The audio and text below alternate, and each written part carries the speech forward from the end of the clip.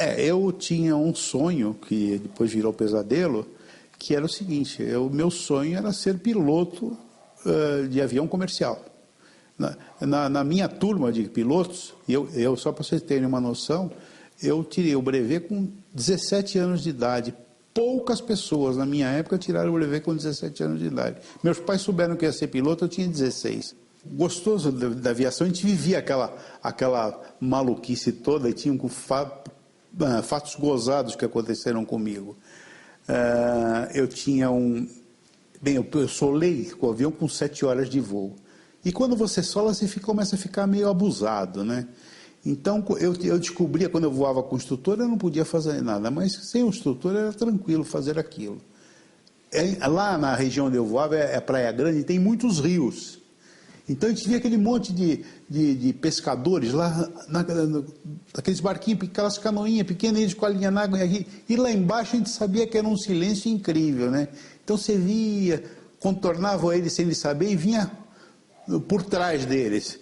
E vinha com o motor em marcha lenta, vinha e você vinha perdendo altura, de forma que você chegasse assim, quando chegasse perto do pescador, você estaria uns 3 metros de altura dele no máximo. Aí você dava o motor e saía que não... quanto pescador eu joguei na água, gente, você não tem ideia. Março de 1968. Meu pai me chamou, falou: filho, você quer seguir sua carreira, tudo bem, só que eu acho que você precisa trabalhar. Lógico, prontamente atendi. Eu não tinha lugar no escritório dele em São Paulo, em Santos, e vim para São Paulo. Aí preciso de alguém em São Paulo que tome conta, que olhe, e lá vim eu para São Paulo.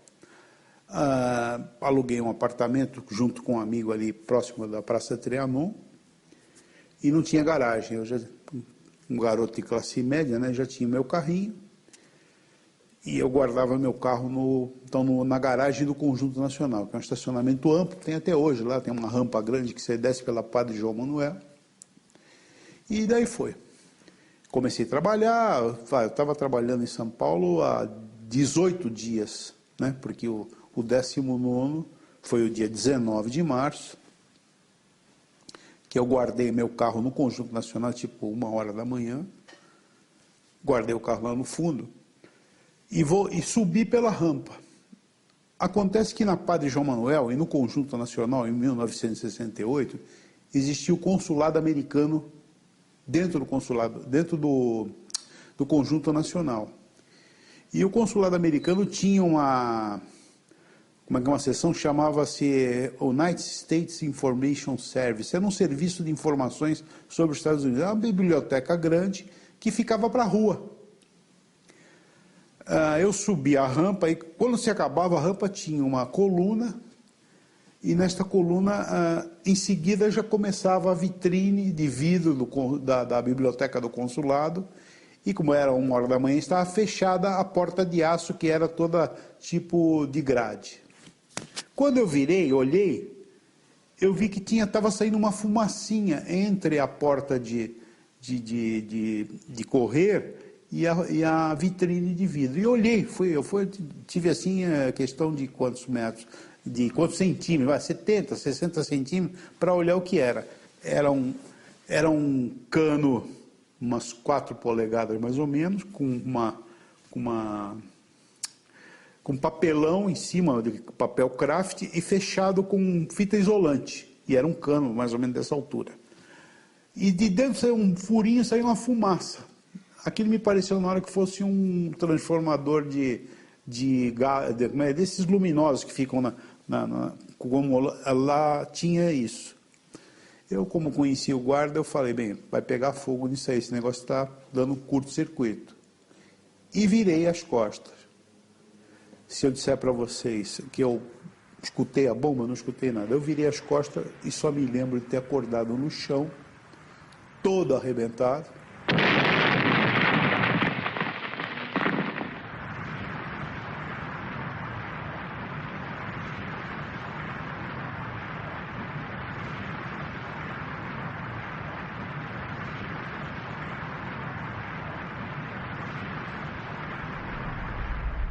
Bem, 64 é um momento de enorme tensão na vida política brasileira. Provavelmente nós tivemos dois grandes momentos de tensão. 30, a Aliança Liberal e depois a Revolução de 30 e os acontecimentos de 63 e 64, especialmente. O Jango já tinha tomado posse numa situação muito difícil no final de 61, após a renúncia do Jânio Quadros. O Jango toma posse depois de uma longa resistência, de quase 3 semanas, etc. Assume um regime parlamentar, muda para um regime presidencialista em janeiro, e toda a ação do Jango ela é muito marcada por uma hostilidade em relação ao Congresso Nacional. O Jango sempre teve muita dificuldade de tratar com as forças democráticas. É bom lembrar que ele tinha perdido eleições, ganhas inclusive, para o Congresso em 54, quando tentou ser candidato ao Senado pelo Rio Grande do Sul, 3 meses após o suicídio de Getúlio Vargas, que era quase que impossível alguém perder a eleição, e ele perdeu, né? No Rio Grande do Sul ele perdeu a eleição para vice-presidente, se nós fosse só ver os votos do Rio Grande do Sul, perdeu em 60 também. Portanto, era um candidato que tinha uma fragilidade política, ele não era um candidato vitorioso, ele foi eleito vice-presidente em 60, uma eleição também muito disputada, mas acabou que tinha vários candidatos, na época se elegeram de forma separada, mas quando chega aquela conjuntura de 63, o Jango está muito claro que ele quer permanecer, ele quer ser candidato à eleição presidencial em 65, e para ser candidato precisava mudar a Constituição. Então ele tem uma relação de hostilidade com o Congresso Nacional. E isso se demonstra de várias formas. Quando ele tenta antecipar o plebiscito e consegue, em 63, ele faz um cerco ao Congresso em setembro de 62, uma pressão muito grande, e depois o estado de sítio em outubro de 63, quando ele pressiona o Congresso Nacional, chega a mandar uma proposta para o estado de sítio, acaba retirando do Congresso. Quer dizer, portanto, ele tinha uma relação de muita tensão com o Congresso Nacional. Ele colocava de forma muito explícita que não conseguia conviver com as forças democráticas do Congresso. Eu tenho a impressão que, com a atitude dos militares de não tornar legal o Partido Comunista, ou não permitir a sua existência, embora ele soubesse da existência, perseguisse, e o Partido Comunista, que em qualquer fase do processo político, em qualquer país da democracia, ou em ditadura, sobrevive. Mas, de todo modo, isso permitiu com que uma ala das esquerdas partisse para a luta armada, a que estava mais sequiosa pelo comando do poder. Porque eles tinham como certo que ia entrar ou o Brizola, ou o Arraes. O Jango também criou gosto pela parada e queria ficar. E o Jango se conformaria em ser uma espécie de títere de Prestes. Essa era digamos, a efervescência, o bolo político dos anos 63. Que você tinha várias propostas de golpe de Estado na época, nós tínhamos. Não era só a direita que queria dar golpe de Estado. A grande questão naquele período são os vários golpes de Estado construídos pela direita. Não havia um só, tinham várias propostas de golpes de Estado que a direita construiu ao longo daquele período, assim como a esquerda também tinha suas propostas golpistas, tanto do Partido Comunista, que era uma, do Brizola, que era outra, do Jango, provavelmente associado ao Partido Comunista. Então você tem diversas propostas golpistas. É difícil dizer que o golpe da direita foi uma espécie de contragolpe a um possível golpe de esquerda. Entre a direita golpista e a esquerda golpista havia também perspectivas democráticas naquela conjuntura.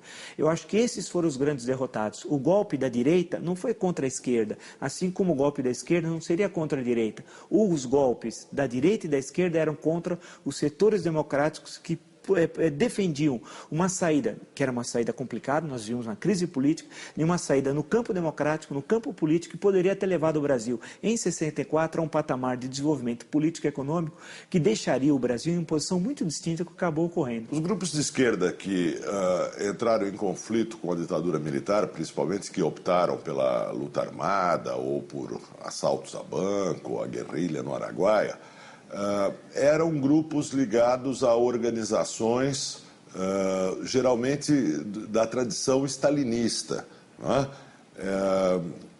Essa tradição stalinista é uma tradição que diz que a ditadura boa é aquela que vai abrir as portas do futuro para toda a humanidade. Ela não é uma tradição democrática, evidentemente. A leitura que a esquerda, uma certa esquerda, fez em 64 e de uma certa direita, era como se tivéssemos somente duas alternativas, ou o golpe militar ou a Revolução Socialista. Não é verdade. Você tem, por exemplo, as tentativas feitas pelo Francisco Santiago Dantas, desesperadas na crise de fevereiro e março de 64, buscando construir um grande bloco reformista. E isso era uma solução que daria um salto de qualidade na democracia brasileira extremamente importante. Quer dizer, havia a possibilidade. Esse arco estava sendo construído. E esse arco é que era reformista, que colocava as necessidades de romper o que se dizia à época, os pontos de estrangulamento da economia brasileira, fazer as reformas sociais, as reformas políticas necessárias. Quem não queria fazer essas reformas? Era a direita que vai dar o golpe e era a esquerda. Porque é bom lembrar, e eu insisto isso, escrevi no meu livro, o Jango, em momento algum, teve a proposta de reforma. Ele somente apresenta seus programas de reforma na mensagem presidencial enviado ao Congresso Nacional no dia 15 de março, era um domingo, de 1964. É ali que nós temos um esboço do que o João Goulart defendia como reformas, mas sequer encaminhou essas reformas que estavam na mensagem presidencial como projetos de lei. Tanto que o comício do dia 13, que foi uma sexta-feira, 2 dias antes, ele assina leis que são absolutamente inconstitucionais ao decreto da reforma agrária, que era inconstitucional e era um absurdo, e havia um decreto sobre aluguéis, que era um outro verdadeiro absurdo, que é muito importante que as pessoas tenham possibilidade de lê-lo, que era um decreto, por exemplo, que determinava o valor do aluguel. Se o apartamento tinha 1 quarto, 2 quartos, 3 quartos, se tinha uma cozinha, se tinha um banheiro, 2 banheiros, era um verdadeiro absurdo, assinado pelo Abelardo Jurema, ministro da Justiça, que era uma pessoa absolutamente incapaz por exercício daquela função, assim como o presidente da República, que não tinha a mínima ideia do que assinava. Então, na hora que vai falar dos aluguéis, vai querer encampar refinarias. Em seguida, vai querer fazer um decreto da reforma agrária. São todas medidas absolutamente inconstitucionais. E ele sabia que elas não tinham valor legal. Ao invés de encaminhá-las, por exemplo, com um projeto de lei. Mas para encaminhar com um projeto de lei, o Jango teria de negociar no Congresso Nacional. E isso não era com ele. Ele queria a saída do impasse. Porque ele tinha um projeto pessoal. Qual era o projeto pessoal do João Goulart? Era criar um impasse que levasse à reeleição em 1965 dele.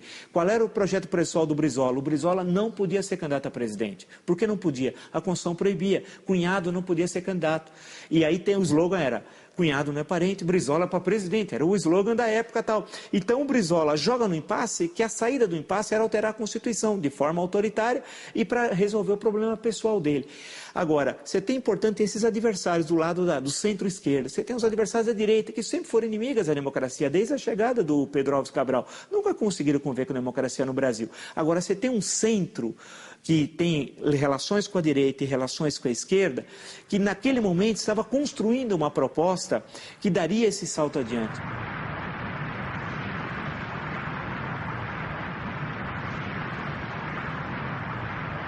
Logo em seguida chegou a polícia, chegou um monte de curiosos, não, o que foi? Eles colocaram a bomba, foi a bomba, aí quando começaram a falar bomba, aí que a gente não começou a entender mais nada.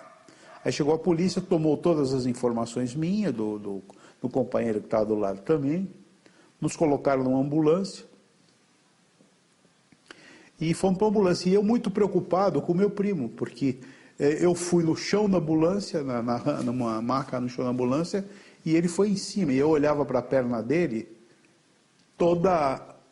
vi o osso e aquele sangue escorrendo e a carne, eu falei, caramba, o Edmundo está muito mal. Estava preocupado mesmo com ele, eu achava que eu só tinha quebrado a perna, porque eu não sentia uma dor, eu não sentia nada. E aí veio o fato gozado dessa história, hoje, né? É gozado, mas na época foi muito preocupante. Nos retiraram da ambulância, o hospital mais próximo era o Hospital das Clínicas, graças a Deus, porque era um hospital próximo de todo o recurso possível. Nos levaram para a enfermaria, e eu lembro claramente que o enfermeiro perguntou a um médico que era um japonês. Ele falou assim, doutor, qual dos dois vai primeiro para a sala de cirurgia? Aí o médico olhou para o outro e olhou para mim e falou assim, apontou para mim e falou, vai esse aqui que está pior. Quando ele falou, vai esse aqui que foi aí que eu já não lembro de mais nada. Eu apaguei e falei, bem, eu estou só guardando a alma do outro, porque eu já devo ter ido. Se ele está desse jeito, eu estou achando que ele vai morrer, imagina como é que eu estava, né? É bom lembrar que o AI-5, no dia 13 de dezembro, não teve nenhuma manifestação no Brasil contra o AI-5, de rua, nenhuma. Ou no dia 13, ou no dia 14, ou no dia 15 de dezembro. Não aconteceu nada, nada, nada, nada. Alguém vai dizer que o domínio do presidente Costa e Silva era tão grande à época que impediu qualquer manifestação no Brasil? Não é verdade, não aconteceu absolutamente nada. Havia um certo cansaço em relação àquelas manifestações de 68. É bom lembrar que enquanto no Rio de Janeiro havia a passeata dos 100 mil, que é a última grande manifestação democrática em 68, no mesmo dia da passeata dos 100 mil do Rio de Janeiro, teve o atentado terrorista no 2º Exército aqui em São Paulo, quando morreu um jovem que estava servindo exército, tal, que estava na guarita, é um atentado terrorista tal. Ali acho que um bom sinal. Enquanto no Rio se falava ainda na questão democrática, o povo no poder, por liberdades, contra a censura, aqui em São Paulo, grupelhos de luta armada, que na verdade faziam o jogo da extrema-direita do exército, no fundo, historicamente, acabaram fazendo isso, estavam fazendo aquele atentado terrorista, ou seja, no mesmo dia que ocorreu aquela enorme manifestação no Rio de Janeiro. Ou seja, há uma enorme distância entre grupos de luta armada e população. A luta armada é uma forma utilizada historicamente muitas vezes diante de regimes autoritários, diante de ditaduras. A questão moral de saber se ela é válida tem uma resposta moral, que não é minha, mas é do Ocidente, vem dos iluministas, né? Vem de Locke, vem da ideia do direito à resistência por todos os meios diante de regimes opressivos. Então essa resposta moral já foi dada. Haveria ainda uma discussão política sobre isso. Normalmente a luta armada, principalmente nas formas, né, da guerrilha, tende a fazer com que a repressão dos estados autoritários recaia principalmente não sobre os guerrilheiros, mas sobre a população que está no seu entorno e que não tem os meios que os guerrilheiros têm de se proteger das medidas do Estado.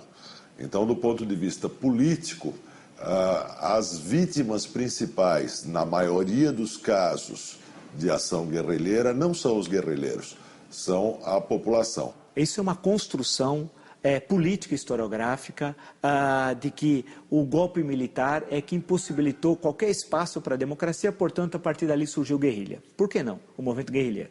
Antes de 64, você já tem perspectiva, movimentos guerrilheiros. As ligas camponesas tinham 7 campos de treinamento guerrilheiro e que acabaram sendo descobertos. Foi um grande escândalo à época tal. Ou seja, as ligas camponesas, através do seu braço armado, havia um movimento revolucionário Tiradentes, já colocava a questão de que o caminho não era a via eleitoral, mas era pela guerrilha, tal qual tinha ocorrido recentemente em Cuba. Segundo, o PCdoB manda quadros para Pequim nas vésperas do golpe, no mês de março de 64, eles mandam o primeiro grupo guerrilheiro para treinar na China e tal. Portanto, o PCdoB já tinha abandonado dia muito qualquer perspectiva no campo democrático, na verdade tinha sido recém-criado, o PCdoB nasceu em 62, mas apostava na solução armada, portanto, no conflito armado. E você tem tendências em outros pequenos grupelhos de esquerda, que depois vão se articular de forma um pouco distinta após 64, já colocando a questão de que a revolução ela se daria pela via armada, portanto não se colocava qualquer perspectiva da via eleitoral. Então, e entre 64 a 68, portanto, entre o golpe militar e o ato adicional número 5, você tem uma série de grupamentos de esquerda, e nós vivíamos ainda nesse período, não uma ditadura plena. É bom lembrar que durante 64 e 68 você tem imprensa alternativa, você tem teatro de protesto, os festivais de música, você tem um conjunto no campo cultural, cinema, etc., de contestação ao regime militar. Ainda você tem um período relativamente de liberdades e tal. Mesmo assim, você tem grupamentos de esquerda que estão apostando e já fazendo atentados terroristas em pleno período de 64 e 68. Portanto, não considero correto dizer que a luta armada nasceu após o dia 13 de dezembro de 68, ou seja, após o AI-5, como se não tivesse qualquer espaço para a luta política, portanto, só restavam as armas. Isso não é correto. Isso é uma construção feita a posteriori para justificar uma luta contra a ditadura que acabou jogando água no moinho da ditadura, que fez com que ela aumentasse a repressão política, impedisse qualquer espaço para as liberdades e levando a uma contradição entre uma extrema esquerda e contra uma ditadura de extrema direita. E os militares, a meu ver, embora não tivesse sido conduzido, eles foram muito menos com a esquerda brasileira. Eles permitiram que a esquerda brasileira entrasse nas universidades, na imprensa, nos colégios, nas igrejas, nos seminários. Veja, a esquerda não teve o menor pudor em se aproximar da ditadura. Primeiro, no ato da criação da Embrafilme, toda a cúpula do cinema novo era contra. Compreendeu? Barreto, Glauber Rocha, tal, viviam em desacordo e esculhambando a ideia, o projeto, a proposta da Embrafilme. Mas depois, com a visão, porque quem criou isso, curiosamente, o lado econômico, o mecanismo econômico de tudo isso, foi o Roberto Campos. O Roberto Campos, que era casado que era cunhado de um cineasta chamado Flávio Tambellino, botou Flávio Tambellino para dirigir o INC e criou uma lei que retinha recursos da remessa do filme estrangeiro, e a esquerda começou a entrar nesse dinheiro. Aquele filme do Joaquim Pedro Macunaíma é feito em cima desse dinheiro. Esse filme é dos anos 70, mas ele é feito um pouco antes. Ele é engrenado um pouco antes em cima dessa lei. Então, quando a esquerda viu que esse negócio tinha dinheiro bom, barato e de graça, ela começou a aceitar a Embrafilme e, ao mesmo tempo, fazer pressão para melhor ser aquionada, ao ponto de tomar conta dela, a Embrafilme. Então, eles enganaram os militares e os militares deixaram-se enganar, porque como a ditadura brasileira, que é tida também como dita branda, tinha todo um comunismo internacional pressionando, denunciando, tornando ela um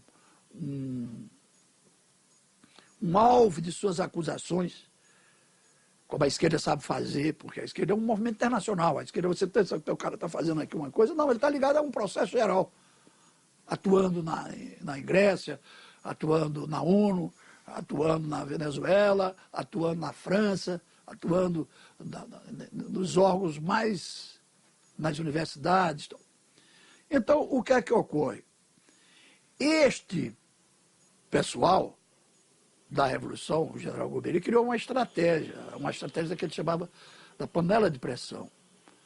Ele dialogou com as esquerdas no sentido de afrouxar as críticas e entregou a Embrafilme a essa gente. Curioso que a esquerda brasileira anistiou o Estado Novo. Ele está anistiado historicamente e politicamente também. Quando se fala de Estado Novo, se você diz que teve repressão, automaticamente alguém diz assim, mas teve CLT, teve Companhia Siderúrgica lá de Volta Redonda, teve a Declaração do Brasil, declarou guerra em 1942 às potências do eixo, teve os sindicatos, em suma, se anistiou a repressão do Estado Novo, que foi muito pior em termos de repressão do que a ditadura militar, e que foi muito mais longa no tempo do que o Estado Novo. É bom lembrar que o Estado Novo é de 1937 a 1945. Eu queria que alguém desse o exemplo de 37 a 45 num jornal da imprensa alternativa, que um filme tenha sido crítico, que uma peça de teatro, que uma música, que um livro, qualquer manifestação crítica, não teve nada durante a ditadura do Estado Novo. E a repressão mais bárbara possível, inclusive com a deportação de estrangeiros presos no Brasil,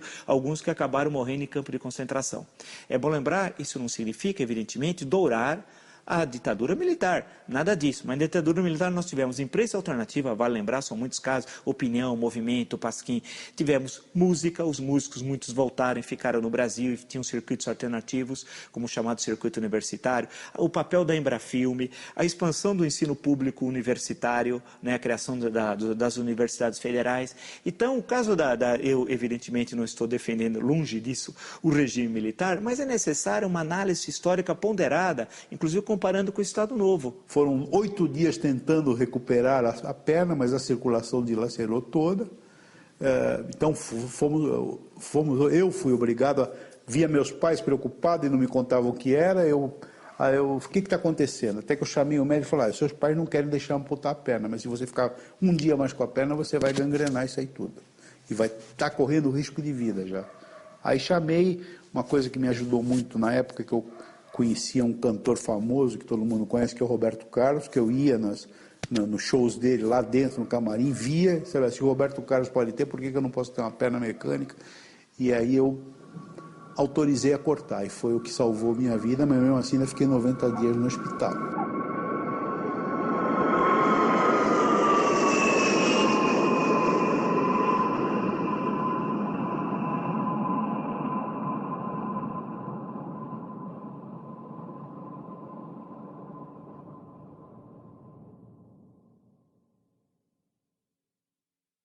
Eu nunca vi ninguém ter qualquer gesto de simpatia em relação aos atos terroristas. O que havia simpatia eu não entendia muito bem, no começo ainda de 68 tal, eu estava lá com 12, 13 anos, lia até os jornais na época, lia o Jornal da Tarde e tal, eu identificava lá, claro, com as coisas de liberdade, e as pessoas falavam das passeatas estudantis lá em Santo André. Como Santo André faz parte da ABC, próximo a São Paulo, se falava naquilo, né? E as pessoas falavam, olha, está tendo manifestação, olha, está tendo isso, está tendo aquilo. Agora, eu não vi ninguém fazer qualquer mostra de simpatia em relação aos grupos terroristas. Quando eu uso a expressão grupo terrorista, é necessário esclarecer o seguinte. Alguém vai dizer assim, mas é a ditadura que usa a expressão terrorista. Não é verdade. Basta ler o livro Imagens da Revolução, tem documentos ali de grupos que falam que os atentados foram terroristas, grupos de esquerda. E aqueles atentados você não pode falar em campo democrático. Falar que você está fazendo luta política, colocando bomba em aeroporto, assassinando pessoas pelas ruas, assaltando bancos, matando guarda de banco, isso que eu saiba não é luta democrática. O guarda de banco não é um burguês, o inimigo da Revolução Socialista. E outra coisa importante ressaltar, em momento algum esses grupos de luta armada colocaram qualquer questão democrática, no sentido das liberdades democráticas. O que esses grupos colocavam era a ditadura do proletariado, ou seja, era se contrapor a uma ditadura impondo outra. Uma era a ditadura do grande capital, a nossa, diriam eles, dos grupos de luta armada, é a ditadura do proletariado. E nós sabemos o que significou a ditadura do proletariado na União Soviética, na Europa Oriental, né? Nós temos amplos conhecimentos disso. No caso das ações de terrorismo, que é uma figura diferente da guerrilha, né? É mais pronunciada essa disparidade entre a posição do terrorista, normalmente uma posição bastante protegida da repressão, e a posição da população que ele diz representar, né? De cujos interesses ele diz representar. Então, acho que nós podemos e devemos fazer a crítica de todas as formas de luta que não envolvem a ideia de uma luta política generalizada, de uma luta política ligada à opinião pública, ligada à população que é vítima de um regime autoritário. Isso não quer dizer que não exista uma justificação moral para toda a resistência a regimes de força. E o Brasil conseguiu salvar disso. Conseguiu salvar da ditadura militar e, graças a Deus, também conseguiu salvar desses grupos. Eu imagino um desses grupos tomando o poder. Eu, por exemplo, não poderia estar falando agora, né? Porque eu estaria certamente sendo um paredão tal, ou em qualquer coisa semelhante, já que esses grupos de luta armada nunca conviveram com a diferença. Não só da diferença desses grupos com os outros, como dentro deles. Vários que quiseram romper foram justiçados, hein?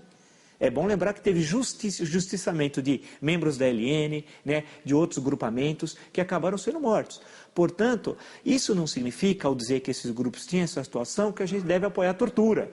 Quer dizer, o problema é que é uma discussão mal feita, né? Então, ao se criticar os grupos de luta armada, está se apoiando as formas de repressão aos grupos de luta armada. Em hipótese nenhuma. São duas coisas radicalmente distintas. A repressão terrorista feita pelo Estado aos grupos terroristas, ela, evidentemente, que tem de ser criticada, tem de ser devassada nos arquivos, deve ser denunciada, deve se processar judicialmente, etc. Tal. Entretanto, é importante observar que não está em julgamento a ideologia dos que se opuseram ao regime militar. Isso estaria em julgamento se houvesse uma eleição. Como o regime militar proibia eleições, não é adequado e não é justo julgar a ideologia dos que naquela época se opunham ao regime militar por meios armados. A luta armada, ela na verdade, se fosse levar ao processo de definir, fazer uma definição do que é luta armada mesmo, na verdade a luta armada nunca existiu.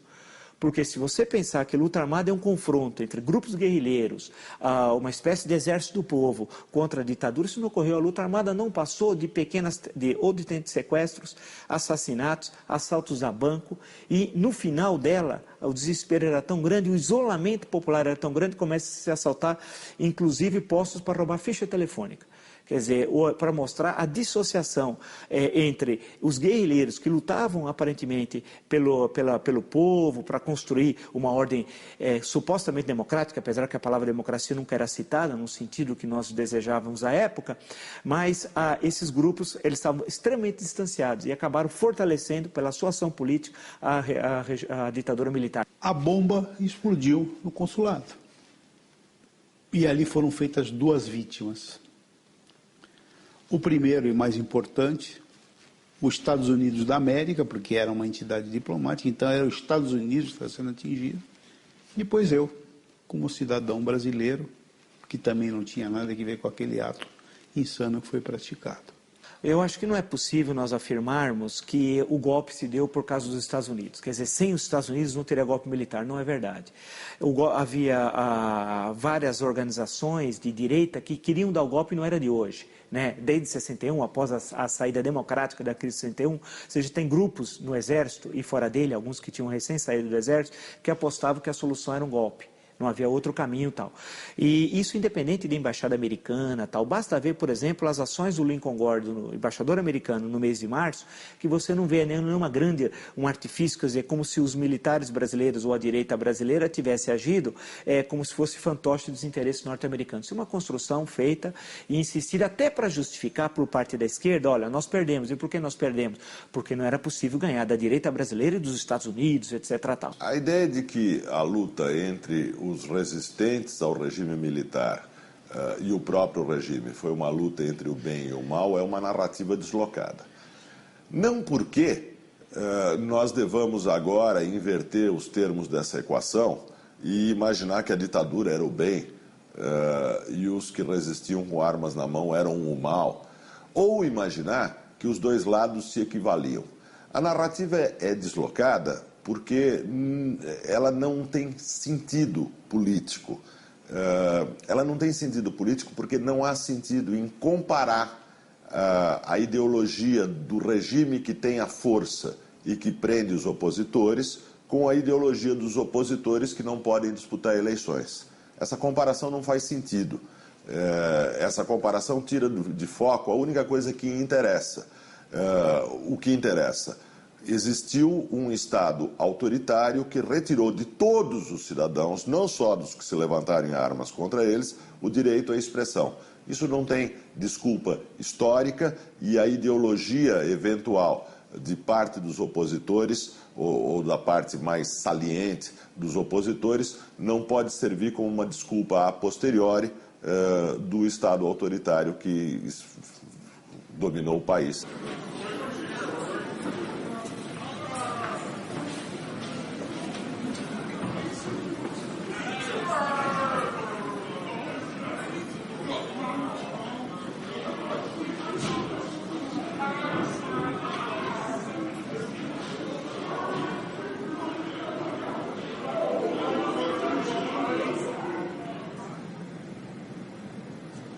Eu estava com 11 anos de idade, éramos uma família de 4 filhos, o mais novo com 2 meses de idade faleceu, ficamos eu, Márcio, na época com 11 anos, o Laércio, meu irmão mais novo, 1 ano e 8 meses mais novo do que eu, e o meu irmão mais velho, o Carlos, com 5 anos de diferença de idade minha.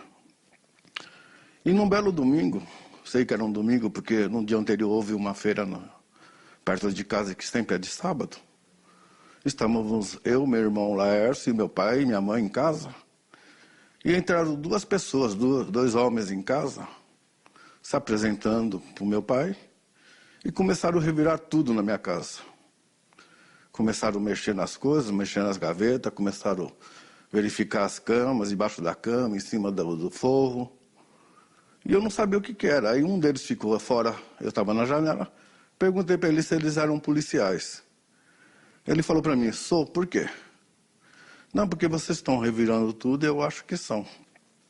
Estavam atrás do meu irmão, o Carlos. E o Carlos não estava em casa. E eles estavam dentro de casa procurando, foram para o fundo do quintal, revirar alguma coisa que tinha lá, alguns trecos que tinham. E nesse inteirinho, meu irmão ia chegando em casa. Aí eu fui falar com ele, correndo, que tinha policial atrás dele. E ele ia sair fora, né? Nesse inteirinho que ele ia sair fora, meu pai foi atrás dele e pegou ele. E puxou ele pelos braços, levando eles para os policiais. E ele falando para o meu pai, pai, não faz isso, pai, não faz isso, pai. Aí os policiais pegaram o meu irmão, colocaram dentro de um carro preto e saíram com ele. Aí começou o meu triste percurso na vida, quando eu tinha 11 anos. Já na segunda-feira, eu e minha mãe pegou eu, como era o filho do meio, mas o mais novo não tinha condições, pegou eu, e começamos a ir atrás do meu irmão Carlos. Primeiro fomos numa delegacia, lembro perfeitamente. Chegamos lá, não constava nada do meu irmão Carlos, não havia nada, nenhum registro de prisão do Carlos. E começamos a procurá-lo, eu e minha mãe, praticamente todos os dias. Íamos de manhã, ficávamos procurando nas delegacias, fomos no juizado de menores, não o encontramos, até que falavam para nós, ele deve estar na Operação Bandeirantes.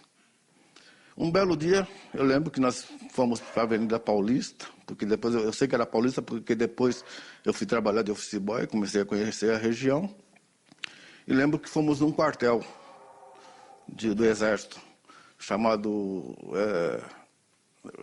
de Operação Bandeirantes esse quartel, lá no Ibirapuera. E fomos atrás dele. Chegamos lá, minha mãe se apresentou e mandaram a gente entrar.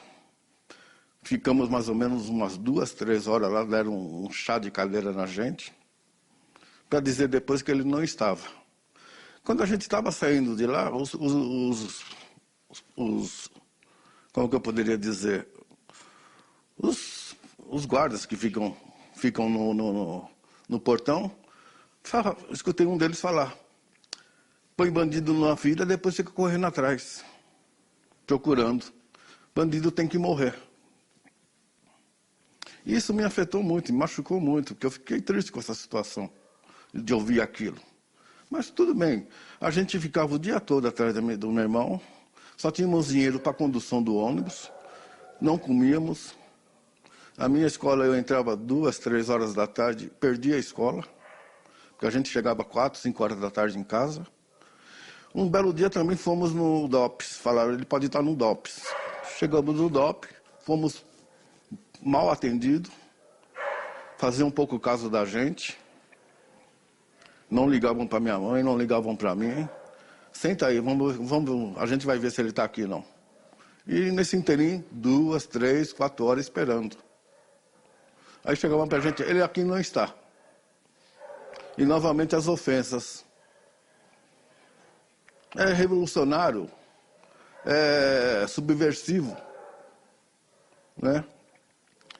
E eu ficava muito triste com essa situação, porque não era nada disso, a gente...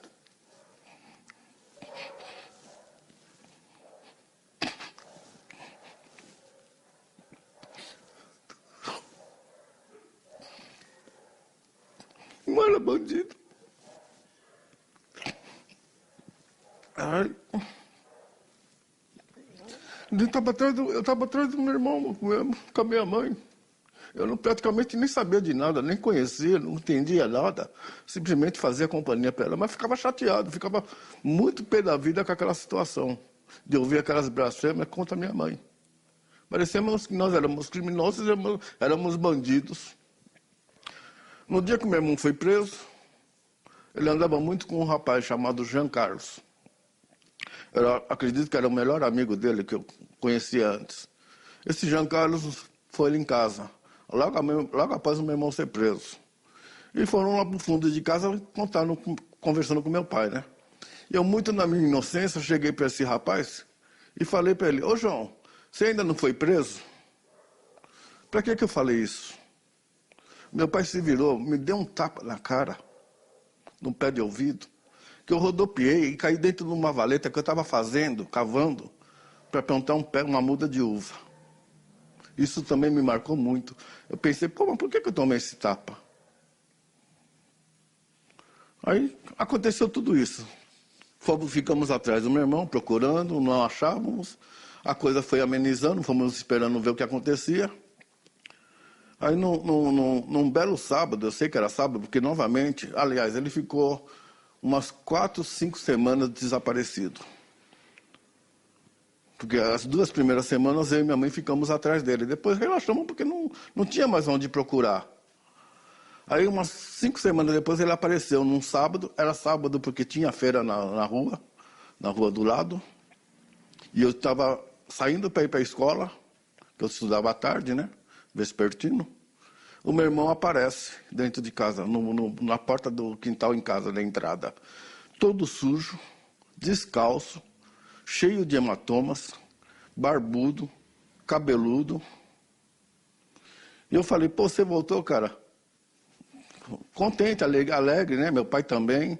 Meu pai estava perto, eu estava indo para a escola. Até falei pro meu pai, pai, me dá 50 centavos para eu comprar um lanche na escola. Ele não ia dar, aí meu irmão pegou e falou, dá para ele. Aí pegou e me deu. Eu todo contente, uma porque eu tinha ganhado 50 centavos para comprar o lanche, e outra porque meu irmão tinha voltado. Né? E depois a vida, dentro do possível, foi continuando. E eu vim saber depois, posteriormente, que esse rapaz, Jean Carlos, procurou meu irmão para pedir perdão para o meu irmão. Porque nós ficamos sabendo que esse Jean Carlos, que havia sido preso antes do meu irmão, e para se livrar da prisão, delatou o meu irmão como o principal agitador, coisa que não era. Meu irmão contava com 16 anos na época, eu com 11, diferença de 5, ele tinha 16. E meu pai falou para não perdoar. Eu falei, pai, perdoa. Aconteceu, já foi, já era.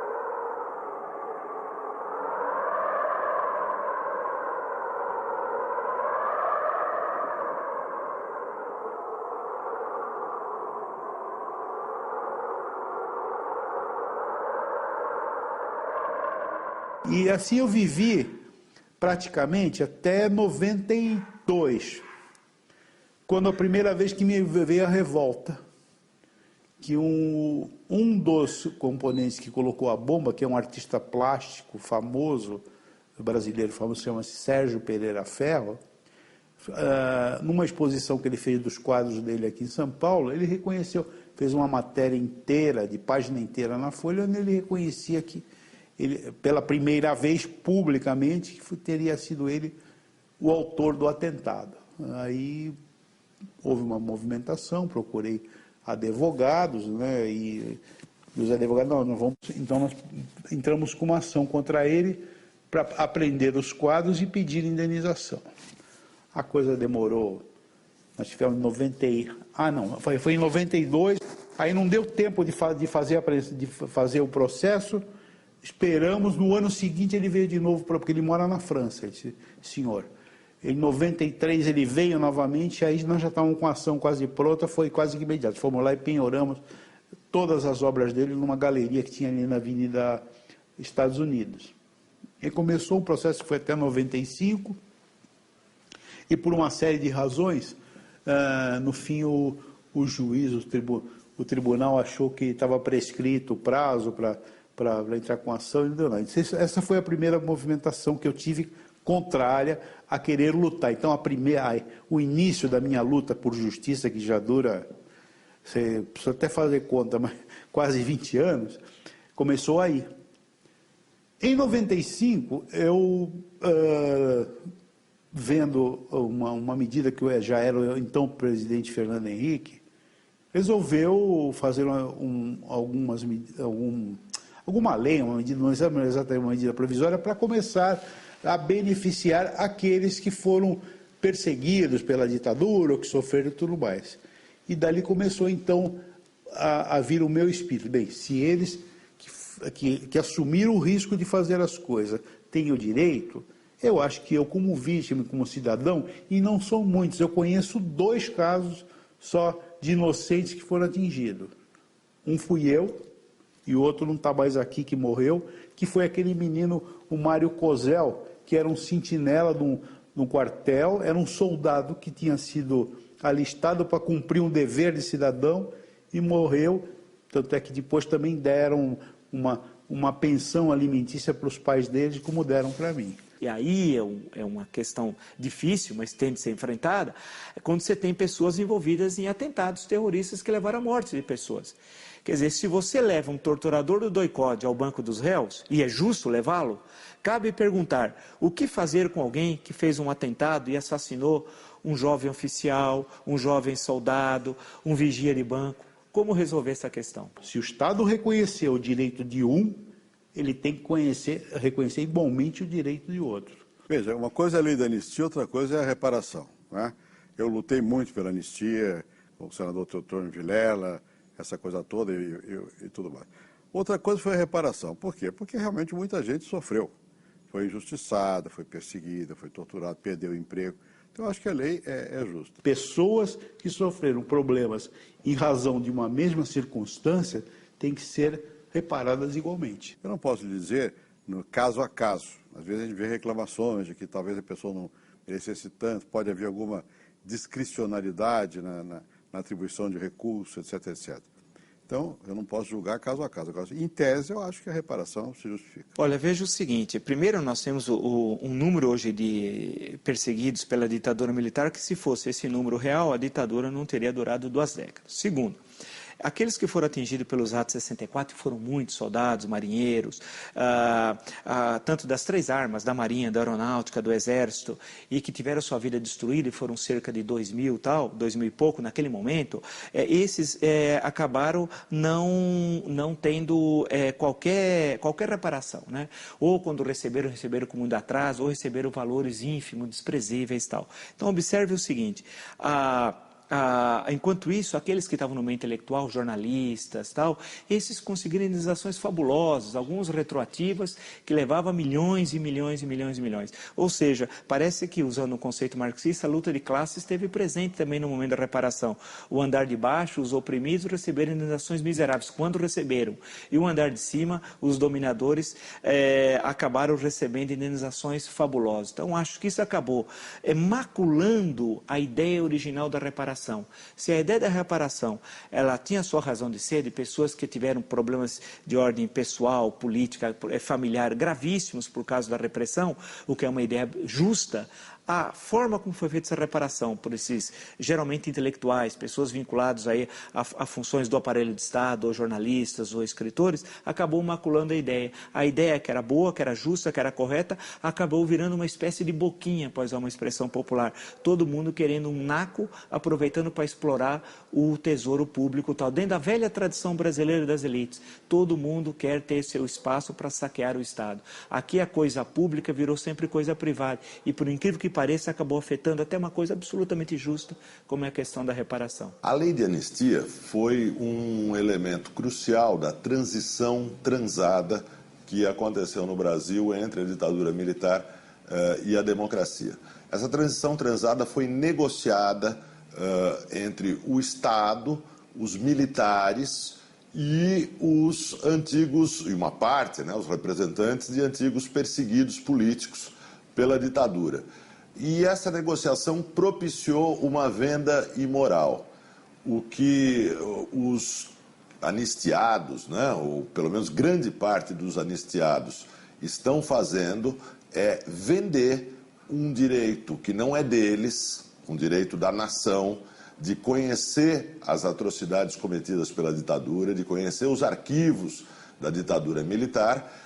Eles vendem esse bem que não lhes pertence, né? E eles o fazem com a conivência do Estado e dos antigos torturadores, e em troca dessa venda eles recebem indenizações, em alguns casos milionárias, em muitos casos imorais, com raras exceções, elas são indenizações imorais, e o resultado dessa venda é que eles engavetam, né, ocultam, escondem a possibilidade da nação conhecer o que aconteceu naqueles anos.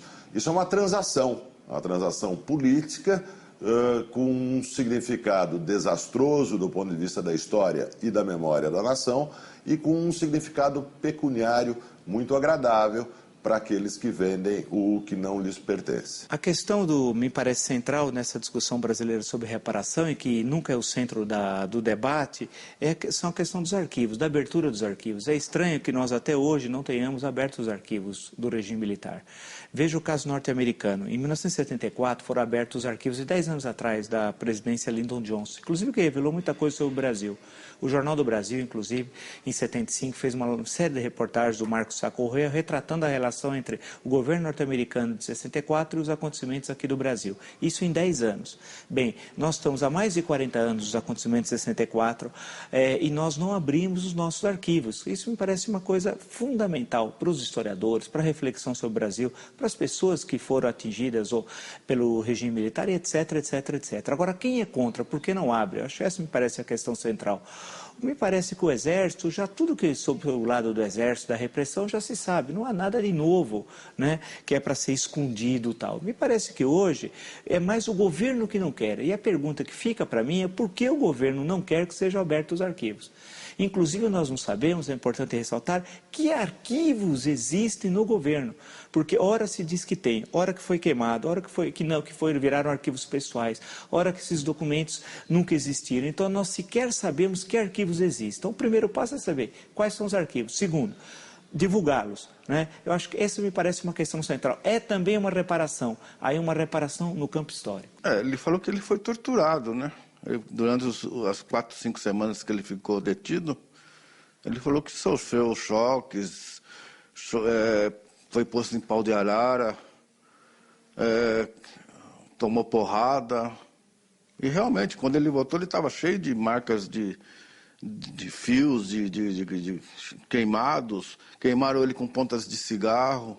Olha, eu desconfio um pouco da ideia de que todos os nossos males, o autoritarismo policial, os problemas no sistema carcerário, os problemas prisionais, que todos esses males bem conhecidos possam ser atribuídos em conjunto num movimento simples de culpabilização histórica à ditadura militar. A história do Brasil não começou com a ditadura militar, e se é para falar de heranças autoritárias, nós precisaríamos voltar ao tempo da colônia, ao império, a ditaduras anteriores, a ditadura do Estado Novo, de Getúlio Vargas, né? Então, a ditadura militar não pode ser vista como a causa de todos os males no campo do autoritarismo político, porque isso implicaria, em primeiro lugar, ignorar toda a história do Brasil. E, em segundo lugar, muito convenientemente, isentar de responsabilidade a elite política que está no poder já há 2 décadas após o fim do regime militar. É muito fácil encontrar um culpado lá no passado, 2 décadas depois. Fazer isso é tampar os nossos olhos, vendar os nossos olhos para a realidade presente. Eu acho que exatamente porque nunca houve punição. Se eu posso dizer, bom, no passado, para que reviver agora, porque houve a lei da anistia, mas por isso que é importante recuperar o passado. Porque, de alguma maneira, ainda que não seja penalmente, quem errou no passado deve ser apontado como tendo errado. Porque aqui o que acontece no Brasil hoje é que ninguém é punido. Então você tem casos de corrupção, casos de como a gente escuta o telefone, todo mundo diz que é verdade e não acontece nada. Então, na verdade, a nossa democracia ela é incompleta. porque não existe ainda o sentimento que todos são iguais perante a lei. Então, alguns podem mais do que outros, e os que são poderosos não são punidos. Eu acho que é isso que permite essa continuidade de uma situação anômala. Nós temos liberdade, temos informação, e a isso não sucede a responsabilização de quem errou. Acho que esse é o ponto central. E isso veio vindo. E eu nunca tive uma ação contra o Estado. Eu sempre procurei os meios administrativos, os meios políticos, e tenho vindo de uma forma lutando. Quem tem me dado muita ajuda sempre foi a imprensa, que eu acho que neste país, isso para aqueles que vão ouvir o que eu estou dizendo hoje, que entendam. Eu acho que nesse país nós temos 3 poderes, né? O executivo, o legislativo e o judiciário. Até hoje eu só usei 2.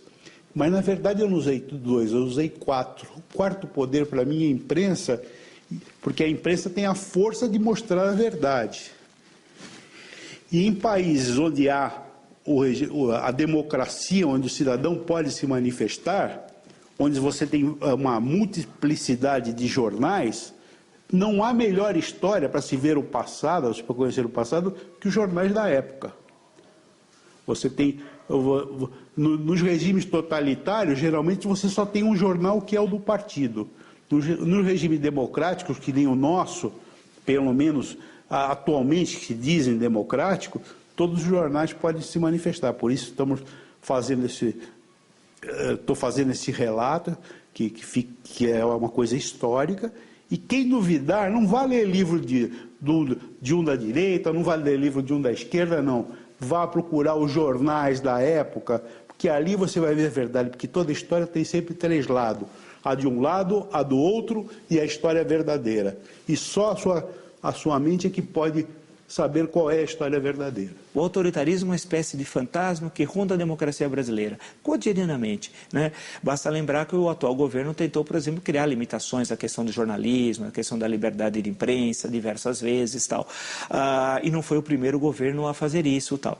Então, você sempre tem o fantasma do autoritarismo. Nós temos dificuldade de conviver com a democracia. O que é democracia? É conviver com a crítica, com a divergência, com a pluralidade e buscar conquistar maiorias políticas, mas maiorias programáticas, porque as maiorias políticas no Brasil são maiorias compradas. Os representantes dos grupos que lutavam contra o regime militar e que hoje chegaram ao poder por meios eleitorais não formam um único grupo. Eles participam de grupos diferentes e alguns deles transitaram para uma posição democrática muito clara, né? Ou seja, entre tantos exemplos, vamos pegar o exemplo de Fernando Gabeira, né, que revela isso. Por outro lado, muitos outros mantêm, com algumas oscilações e algumas diferenças, as suas velhas posições stalinistas.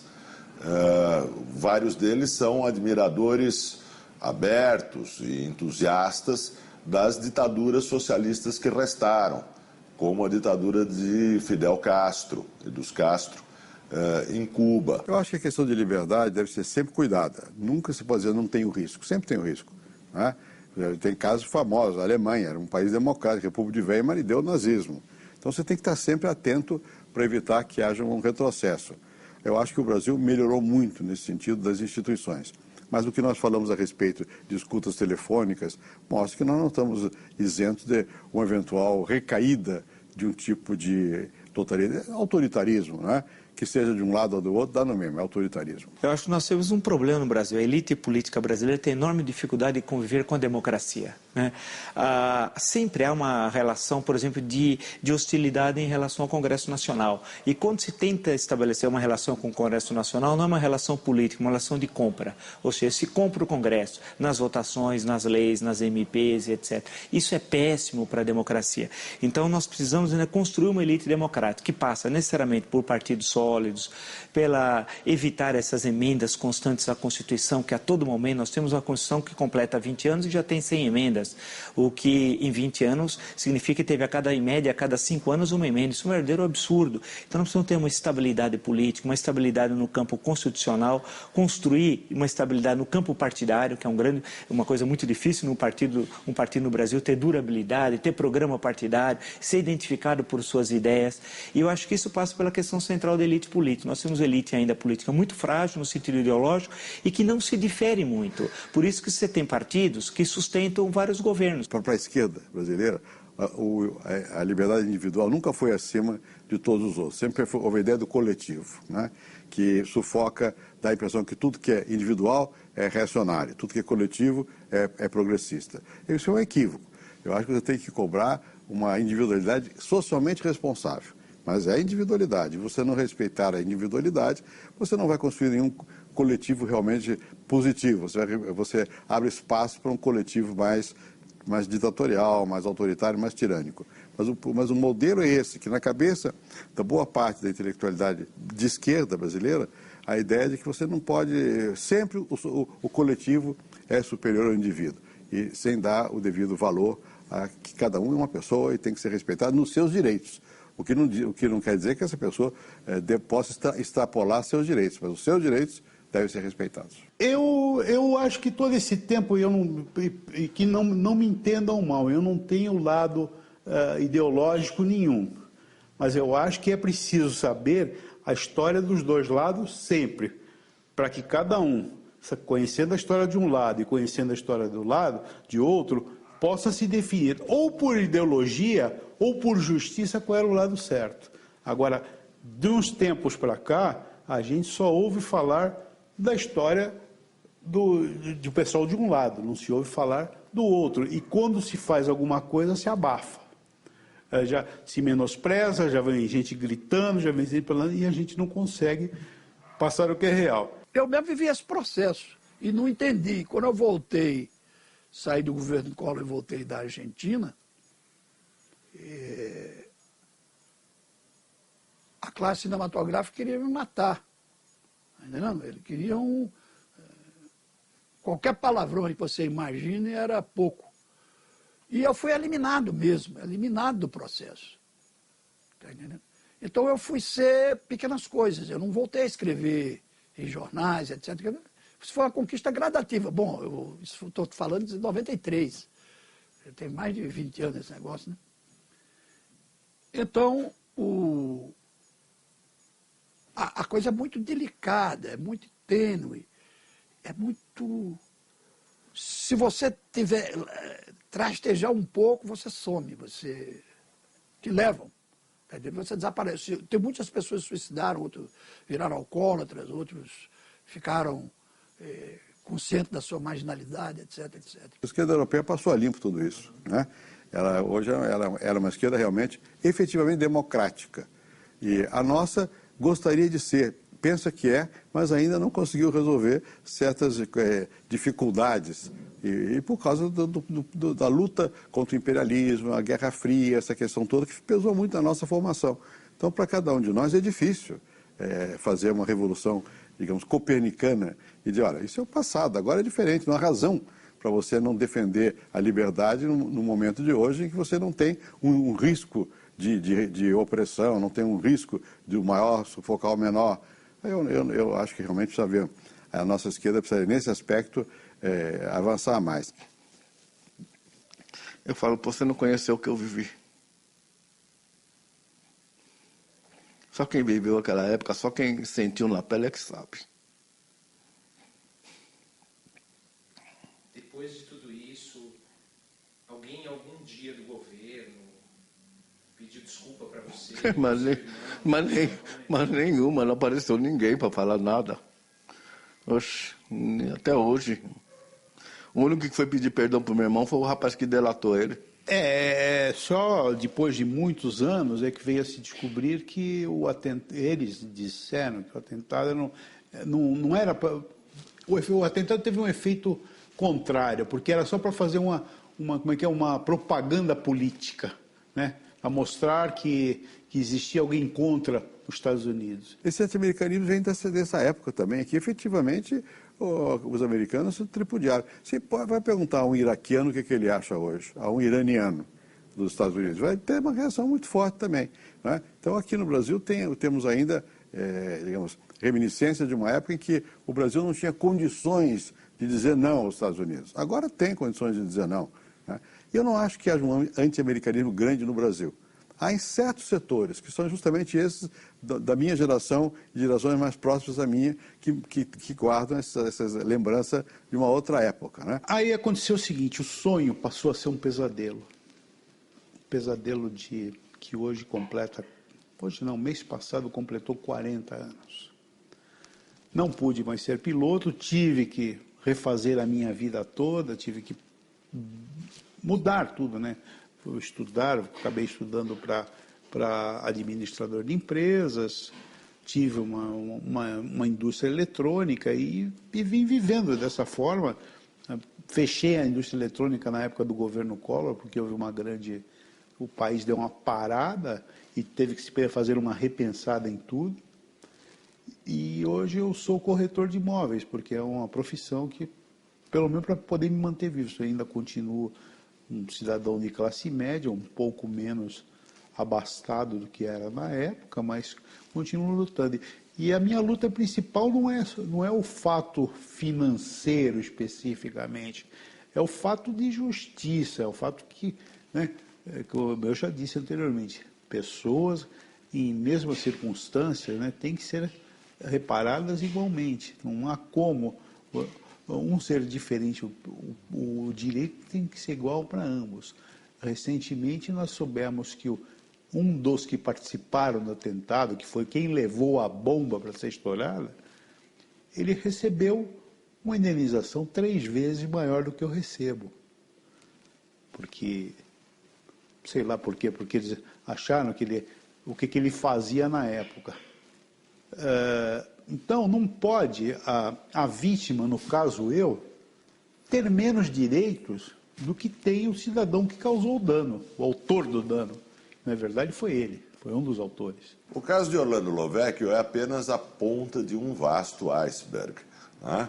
A indenização que ele recebe por ter perdido uma perna e as suas condições de trabalhar normalmente é menor do que a indenização política que recebe o guerrilheiro ou o terrorista que plantou a bomba que ocasionalmente, acidentalmente, lhe levou a perna. Mas esse caso é escandaloso, é moralmente escandaloso, né? Mas ele é apenas um escândalo entre tantos escândalos. As leis existem, mas elas têm que ser vivenciadas por pessoas. E é natural que as pessoas tenham uma visão diferente. Eu, como diz aqui, eu não tenho acompanhado o dia a dia de como é que se implementa esta lei.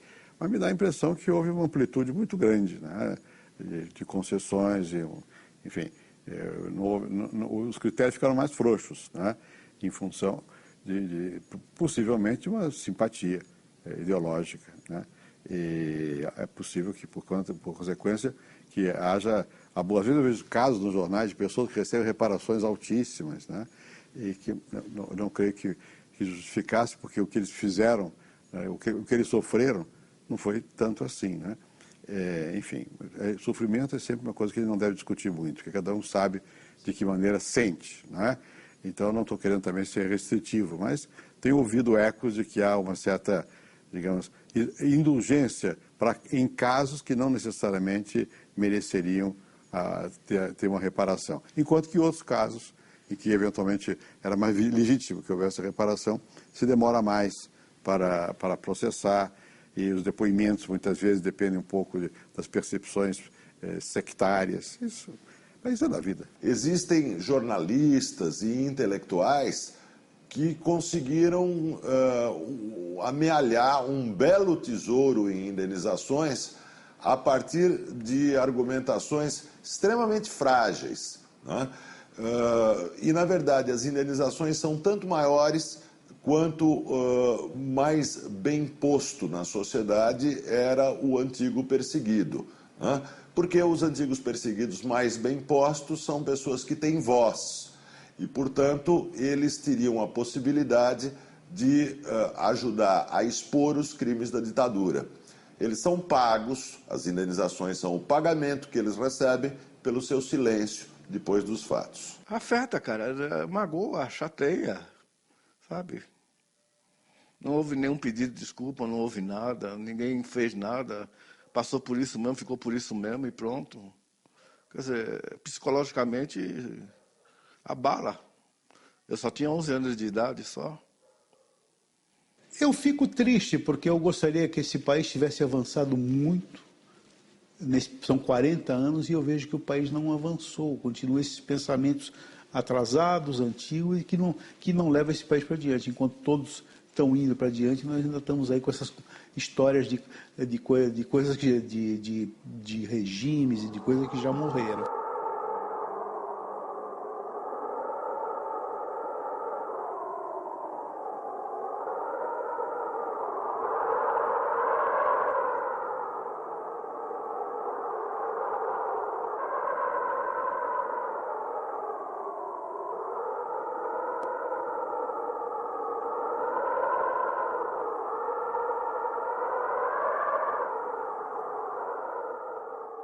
A Revolução Cubana tem uma influência extremamente nefasta sobre o Brasil naquele período, apostando numa solução de força ao invés de um caminho democrático, um caminho pelos votos, pela democracia, pela construção de alternativas no processo democrático que parta sempre da pluralidade e tal. A ditadura de Fidel Castro, ele conduziu gradativamente Cuba à miséria econômica e social, e, sobretudo, a mais completa ausência de liberdade, até a liberdade de pensar, que é uma coisa que existe, que ninguém pode exterminar, ninguém pode apagar no ser humano. Ele chegou quase perto desse tipo de... E com os métodos de lavagem cerebral adotados nas escolas, nas universidades, nos meios de comunicação, na imprensa, ele basicamente fechou Cuba.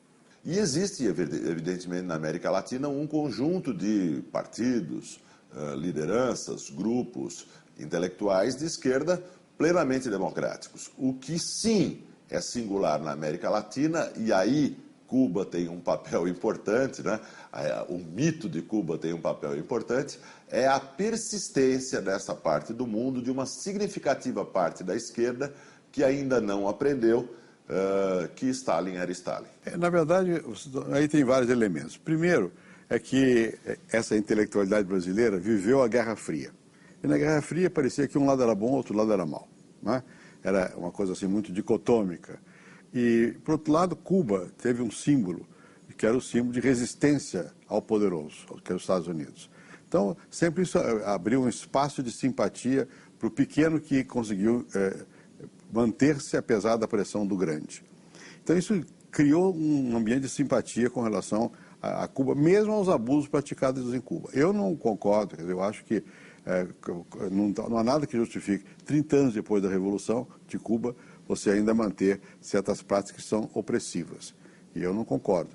E eu acho que era preciso que a intelectualidade fosse mais alerta, não no sentido de condenar o regime de Cuba, porque Cuba escolheu um regime, mas esse regime podia conviver com graus de liberdade maiores. E ainda recentemente, não faz muitos anos, foram fuziladas pessoas. Por exemplo, há o caso do Armando Valladares, um poeta que fez a Revolução, participou da Revolução. Posteriormente, esse poeta, quando viu os rumos que a Revolução estava tomando, ele se tornou um dissidente político. Ele foi preso. Primeiro foi para uma prisão muito famosa lá em Cuba, chamada Boniato. Essa prisão onde até apareceu um filme aí que retrata isso, onde o Che Guevara elimina, ele mesmo, mão na arma, mata as pessoas pelo prazer de matar. O Che tinha essa componente sádica, né? E esse homem preso, esse poeta Armando Valladares, ele passou 21 anos na prisão, dos quais 3 numa cela-gaveta. Dessa cela-gaveta ele saiu aleijado, ele passou a andar em cadeira de roda.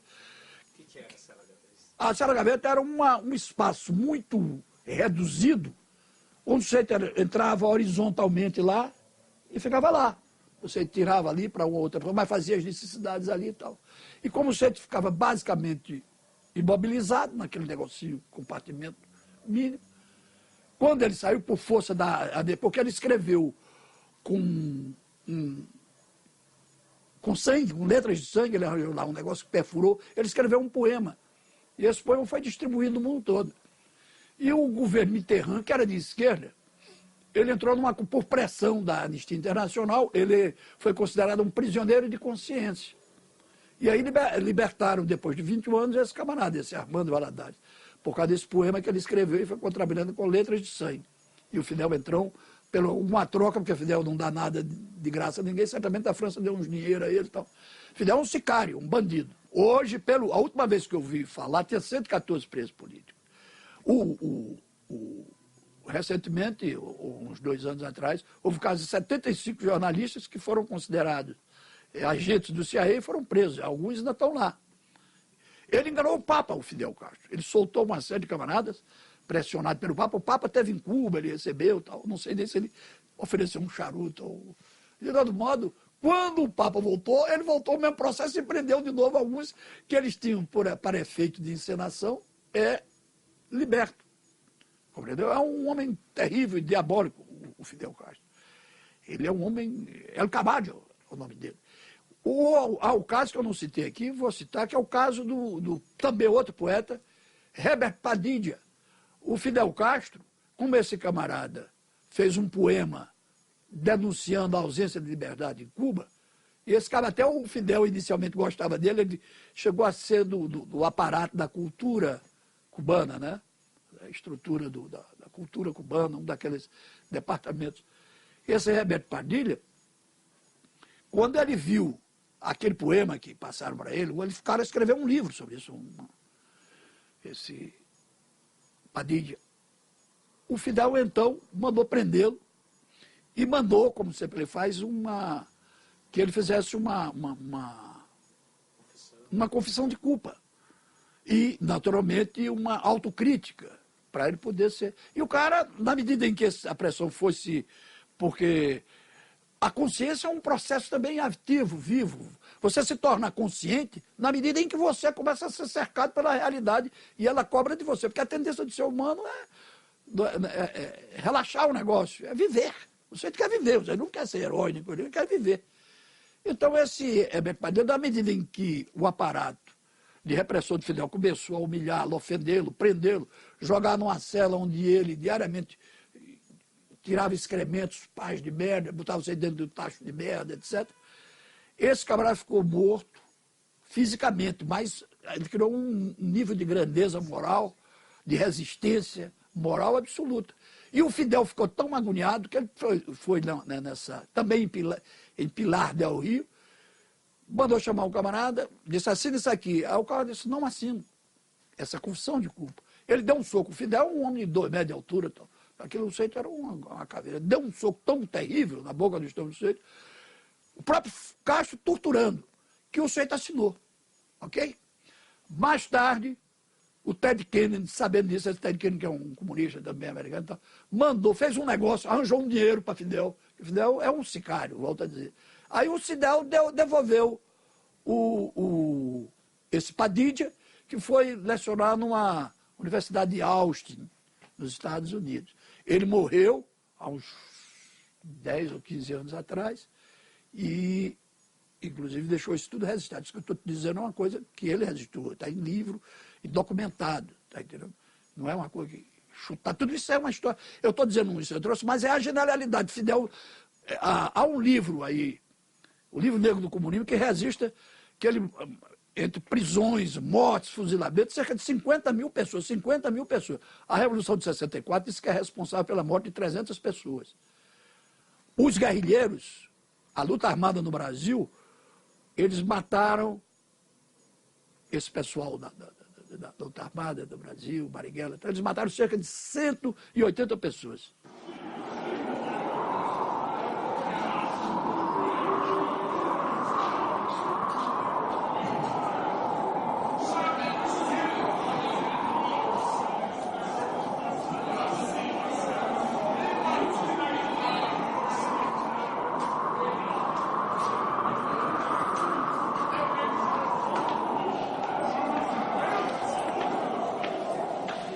Olha, inegavelmente não é possível a gente jogar no mesmo saco a ditadura militar brasileira, uruguaia, argentina, chilena e outras que naquela conjuntura ocorreram aqui na América do Sul, né? É bom lembrar que no caso argentino você tem quase que, é difícil estimar, uns falam em 10 mil, 15 mil mortos pela ditadura da Argentina. No caso do Brasil, não sei, é possível estimar em 200, 250, né? Isso não significa cair na badalada do mal, falar aqui só foram 250, lá foram 10 mil, tal, não é por aí, mas é para mostrar que a ação repressiva do Estado ela foi infinitamente menor aqui no Brasil do que, por exemplo, na Argentina.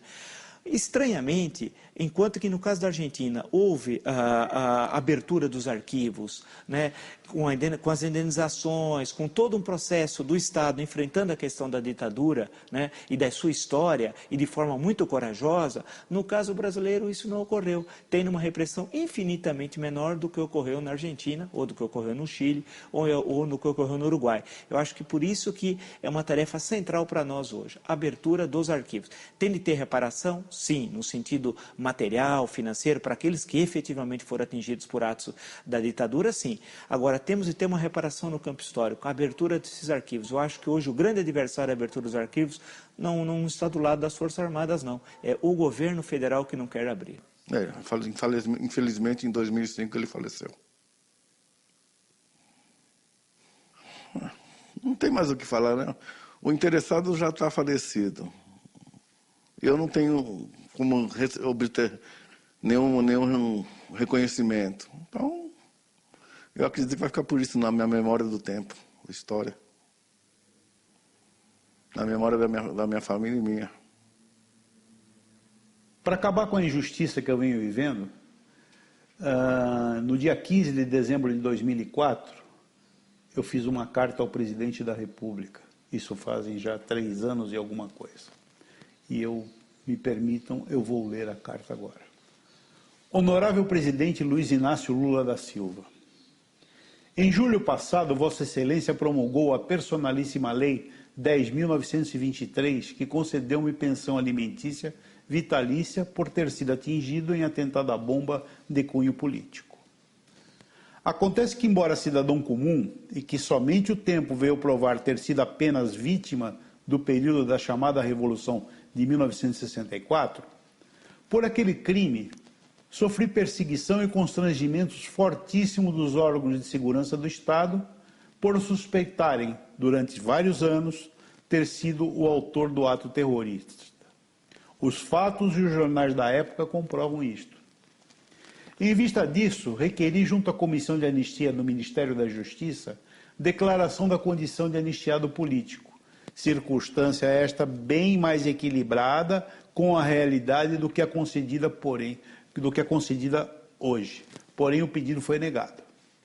Assim como Vossa Excelência assumiu o governo para acabar com as injustiças que ainda acontecem neste país, rogo que proponha, através de medida provisória, alteração na promulgada lei com os mesmos e iguais direitos que preceitua a Lei 10.559, e que hoje já ampara mais de 3 mil anistiados políticos já beneficiados, uma vez que partes em razão de uma mesma circunstância têm que ser tratadas igualmente.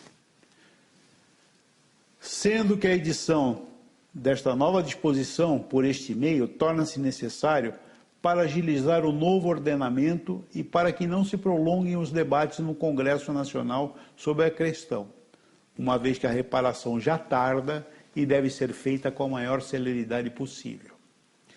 Para exemplificar a viabilidade da medida provisória suplicada, lembro a Vossa Excelência que neste mesmo ano de 2004, o senhor presidente, para amparar pessoas que ficaram fora de outra lei, editou a medida provisória número 176, e já transformada na Lei 10.875, com quase os mesmos e igualíssimos motivos e propósitos que peço hoje.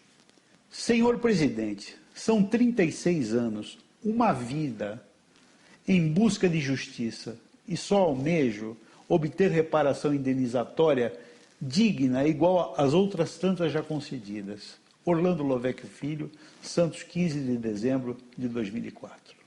Sou brasileiro e não desisto nunca.